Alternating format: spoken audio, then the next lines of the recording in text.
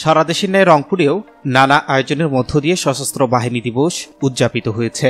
সকালে রংপুর মহানগরী টাউন হলে এ দিবসটি উপলক্ষে পতাকা উত্তোলন, র্যালি ও আলোচনা সভা করেছে অবসর সশস্ত্র বাহিনী কল্যাণ সোসাইটি অশোকস।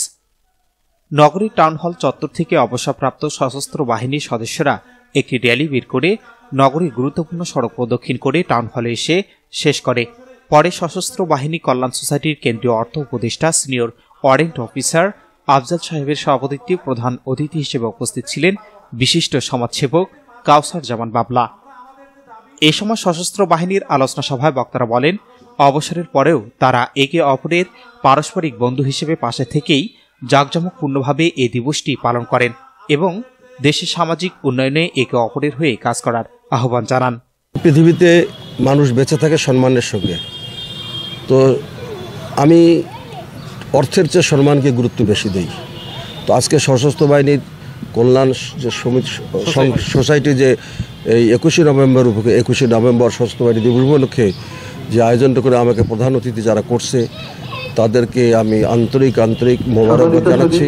তাদের প্রতি আমার কৃতজ্ঞতা জ্ঞাপন করছি এবং ভবিষ্যতে বাংলাদেশ সেনাবাহিনী যেভাবে মিশনে এবং বাংলাদেশের ভিতরে যেভাবে তাদের দায়িত্ব পালনে সুনাম অর্জন করেছে এবং সামনে আরও বেশি করে দেশ সেবায় বৈদেশিক সেবায়ও নিয়োজিত থাকবে।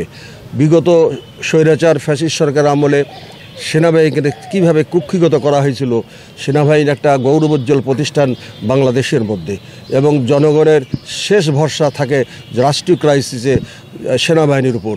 সেই রাষ্ট্রীয় ক্রাইসিস বহুদিন থেকে চলে আসার পরও একটা ফ্যাসিস্ট স্বৈরাচারী সরকার পার্শ্ববর্তী ভারতের দেশের অনুগত সরকার তাদের প্রেসক্রিপশনে সেনাবাহিনীকে যেভাবে কুণ্ঠিত করছিল তার থেকে আমাদের আল্লাহ হেফাজত করছে, দেশবাসীকে হেফাজত করছে এবং ভবিষ্যতে যেন আমি সবার সুদৃষ্টি আকর্ষণ করবো আর ভবিষ্যতে যেন কোনো এরকম ফ্যাসিস্ট সরকার বাংলাদেশে এইভাবে শাসন করতে না পারে সেই তৌফিক আল্লাহ তাআলা আমাদেরকে দান করবে। আমরা 21শে নভেম্বর প্রতি বছরে আমাদের চলে আসে এবং আমরা এই দিনটাকে যথাযথ মর্যাদায় পালন করার জন্য চেষ্টা করি।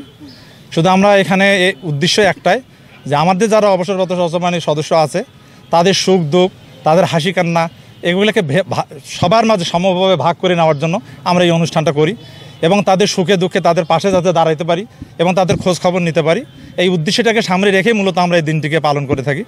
এবং আমরা চেষ্টা করি যে আমাদের কোনো সদস্য যদি কোনো সময় বিপদে পড়ে অথবা অন্যায়ভাবে কোনো হয়রানির শিকার হয়, আমরা সেটাকে প্রতিকার করার জন্য আমাদের এই সংগঠনের উদ্দেশ্য এবং লক্ষ্য, এই উদ্দেশ্য এবং লক্ষ্যটাকে সামনে রেখেই কিন্তু আমাদের এই সংগঠনের পদযাত্রা। আমরা আশা করব ভবিষ্যতে আমাদের এই কল্যাণ সোসাইটি আমাদের অধিকার, আমাদের দাবি এই সরকারের কাছে যাতে আমরা কর্ণঘোষণ করতে পারি এবং সেটা আস্তে আস্তে বাস্তবায়ন করতে পারি। Shahinur Rahman, news desk, ABN 24।